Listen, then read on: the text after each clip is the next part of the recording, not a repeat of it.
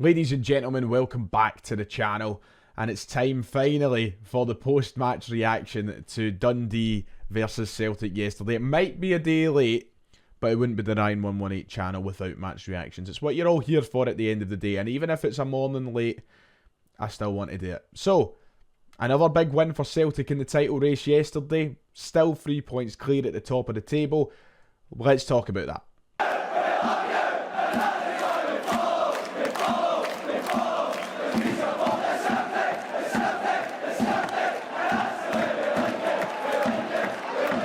Hello, welcome back. Like and subscribe if you haven't already. It would be much appreciated. Apologies for the match reaction being so late. If you weren't aware, I had an ICW show last night. Call time was 4 PM, which meant I wasn't able to record the post-match reaction to the game yesterday. I was going to do it when I got in last night, but I didn't get in till nearly 11 o'clock, and I'd been out all day. I was at a christening in the morning. And I was obviously doing the show at night. I was absolutely knackered, and I just decided, you know what, I'll do it fresh, I'll do it to the best of my abilities today, and whether you decide to watch or no, that's up to you, but I want to talk about the game, so stay tuned, because we're going to try and cover it all. Dundee 1, Celtic 2, we get the job done at Dens Park. It wasn't easy, I tell you that for free. I think we all know by now that it wasn't the prettiest game to watch, but what I will say is 3 points is all that matters, and no matter how we do it in these last few games and the split fixtures, 3 points ultimately is the main concern of mine. I don't care if it's the scrappiest 3 points you've ever seen. I don't care if it's a 10-0 absolute beautiful performance. I genuinely couldn't care. 3 points is what matters. And what I've seen online from that game finishing is a real mixed reaction to the game yesterday. I've seen half the Celtic support online complaining that the performance wasn't great, that it's another one of the staler performances this season, and that there's concerns, which there is. You can acknowledge concerns, but why greet about it? The other half, the half I'm inclined to agree with, and the half that I will probably express my opinion quite clear here, is the fact that this is split fixtures now in a title race where you're not entitled to win every game by 4, 5, 6 goals, no matter who you're playing.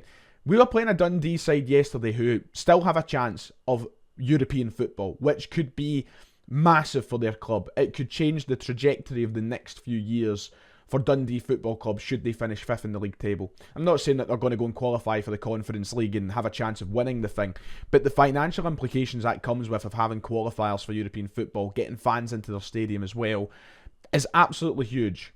And the wider ramifications of that is really life-changing for the football club that is Dundee. If you can call it life-changing, I guess it's not quite a life, but you get what I'm saying. So there's been this entitlement that we should be beating teams 3 and 4-0 all the time. We're in a really difficult part of the season now where every single team in the split has something to play for, and they're not going to roll over for Celtic, and they're not going to make life easy for Celtic. Last year, if we won that game in this fashion, I'm going to give credit to my good mate Tam here, because I know he might be watching. I'm going to give credit to him because he put up a fantastic tweet to sum it all up. If this was last year and this was Ange Postecoglou, his fan would be chanted throughout the world, throughout the Celtic support, online and otherwise.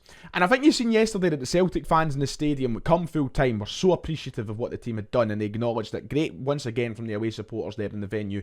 But wider than that, you see people greeting and moaning. And I don't understand that. We got 3 points and we remain 3 points clear at the top of the table. And I'm very confident of the trajectory that we're heading into right now. I don't see many negatives or many things to get worried about at Celtic. But if it was last year, they'd be chanting the name of Ange Postecoglou. Brendan Rodgers is doing a remarkable job at the minute with the tools at his disposal. And once again, to quote my good mate Tam, it's like trying to get a man to build a castle with a shovel. That is exactly what he's had to do this season with the squad that has been so depleted at times, with a squad that is relying on the likes of James Forrest to come through in the big year of 2024. This is night and day from the squad that Ange Postecoglou had to play last season. We've lost the big hitters. We lost Jota. We've not replaced him. We lost Carl Starfelt. We haven't replaced him. We lost Aaron Moy. You could argue we haven't replaced him. The squad isn't in the same position as it was last year, and Brendan Rodgers has done a brilliant job to find us where we are right now. It could have been easier. I know we let a massive lead slip at the top of the table. We've got 5 cup finals in this split. We've just played one of them. And then obviously a real cup final against Rangers on the 25th of May. We have 4 more cup finals. Expect these games to be like cup finals, to be nervy affairs. If you've not got the minerals for it, I don't know what to say. Because this is what you're going to have to deal with, especially when we go away from home to teams who are trying to fight for something this season. That's exactly what Dundee were doing yesterday. They were fighting for 5th spot in the Scottish Premiership. I didn't expect it to be an easy game. I didn't expect it to be pretty on the eyes. And we could have had it easier for us. We had chances. And I think that people forget that sometimes when you don't score these chances and the scoreline might not be as kind of glamorous on the eye, and it might not be as nice to look at when it's a 2-1 win. There was chances in that game that could have made it 3-4, 5-1 to Celtic. The keeper had to make some big saves. McCracken made some big saves for Dundee. Generally, all I care about right now is winning these games and winning the league title, because see, when we're lifting the trophy at the end of the season, should Celtic win the league, we won't be talking about the performance at Dens Park on the 28th of April. We'll be talking about the hard work that was put in to lift another league title. That's what matters most to me. So, first half I think was the better half for Celtic. The performance was much better there than the second half, which we'll come on to. We went out for the game straight away. I think there was a couple of big chances that we should have done better with. A couple of big saves from the keeper. Nicholas Kuhn had a good shot from outside the box. It was turned wide. Greg Taylor was really unlucky with a header, which was somehow saved by McCracken. He makes some good saves, by the way. I've said that a few times about him when we've played Dundee. He made a good save from Greg Taylor's opportunity. Rio Hatate really should have burst the net with a point-blank chance, but the ball just fell at an awkward height for him, and that went wide. We definitely could have had 2 or 3 leading up to our first goal, but we finally broke the deadlock, through a remarkable James Forrest strike. And a few weeks ago, we all wondered why Brendan Rodgers came out in the media. I think it was maybe a month or 2 ago now. We all wondered why Brendan Rodgers came out in a press conference and said, James Forrest is the best winger at the club. We're like, what? That can't be the case. Surely not. Brendan Rodgers has been proven right. James Forrest, at this moment in time, is the best winger at Celtic Football Club.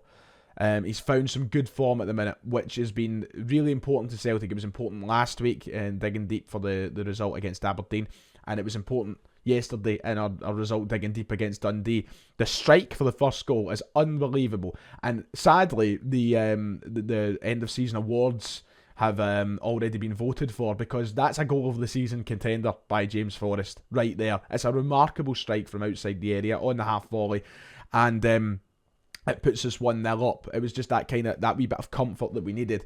And I don't think Celtic done too much wrong in the first half, I must be honest. There was a couple of dodgy moments. Dundee did get through on goal on a couple of occasions, but once again, if you're watching a game of football and not expecting the opposition to have chances, then I don't know what sport you're watching, because it defeats the purpose in football.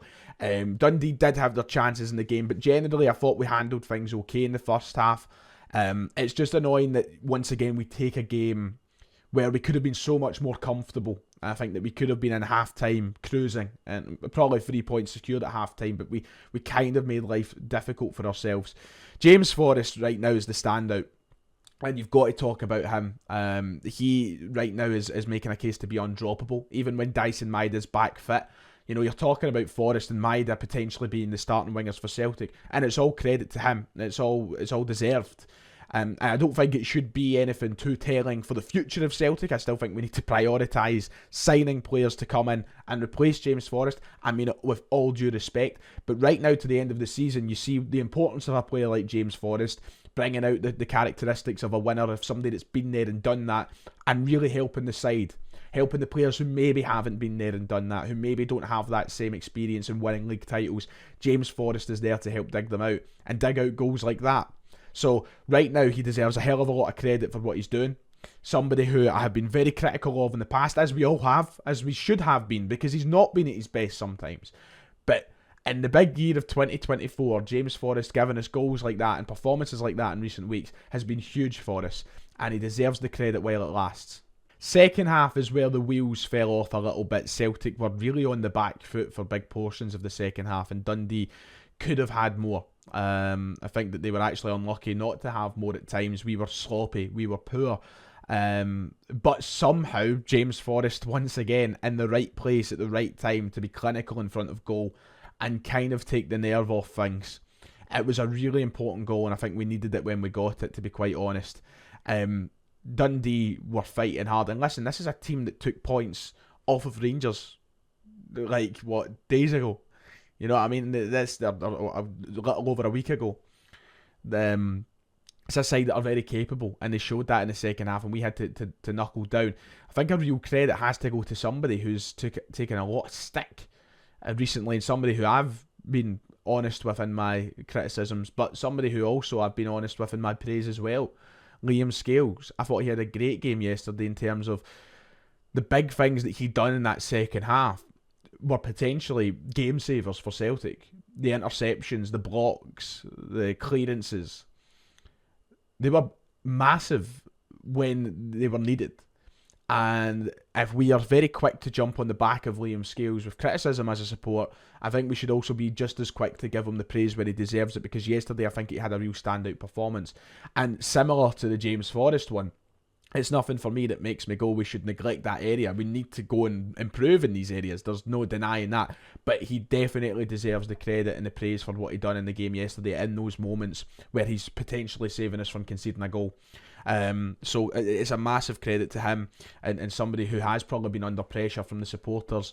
The manager's kept his faith in him, and he's obviously listened to what Brendan Rodgers is telling him, and yesterday he's made some big interceptions and blocks and clearances that have potentially saved Celtic from losing an equaliser at any point, whether we were 1-0 up or 2-1 up. He was there, and he'd done a job. He was a real standout for me in the back four yesterday, so I'll give him his credit where it's due. But Forrest, again, he put us 2-0 up. It put us into a nice position. It's just a shame that we had to go and concede. It's a real unlucky own goal. When I seen the notification come through on my phone that we'd scored an own goal, I was picturing the worst. I was picturing a nightmare of an own goal, something comical. But it is really unlucky. It's a half-hearted clearance from Ida. He should have more conviction in what he's doing, and maybe that's just the instincts of an attacking player rather than a centre-half trying to clear the ball. He has all the right ideas to try and get rid of it, but in doing so, he sliced the ball, and Joe Hart has absolutely no chance. But that right there is the opportunity for Dundee to pile the pressure on and go for something. But I will say that in that final 15 minutes, for as poor as we were through the second half, in that final 15 minutes, I feel that Celtic done enough to show the minerals of the team, the character of the team, of being able to handle those situations and scenarios. I think that's the kind of scenario that Rangers, for example, wouldn't do so well in coming back from the own goal. And then the pressure piling on. But Celtic, the champions, being there, doing that, I think that they're able to handle these situations. And even though it was nervy, and even though there were moments for 15 minutes to hold off and try and keep that lead, I think they've done it keeping Dundee as quiet as they could. So it's an unfortunate own goal to concede, but overall, we see it out. We get the 3 points, and it's what matters most. I think the biggest concern for me at the moment, heading into these last few games, and I know I was rambling on about don't be overly concerned or whatnot because these are going to be tough games, but if there's one honest concern that I would take right now is that our strikers aren't finding clear-cut opportunities and clear-cut goals as often as I'd like them to. It's another game that goes past without Kyogo scoring. It's another game that goes past where, and Ida's not in the park too long, so I'm not going to sit and say he was hopeless or whatever, but Ida hasn't scored or had many clear-cut chances either. We need to hatch out more opportunities for our strikers, and they need to take these opportunities when they're given them as well. That's the only concern I have right now. We're relying on goals coming from the likes of James Forrest, coming from Dyson Maeda when he's fit, and coming from Matt O'Reilly or whoever. And we're not really finding goals for the striker right now for these last 4 games, and especially the 3 that we have at Celtic Park. I would love to see Kyogo bag a few. I would love to see Adam Ida bag a few. That's where I want to see things change the most, is up front in the middle of the park. I want us to try and get them. I don't know why it's been so quiet for Kyogo this season. I couldn't pinpoint the exact reason.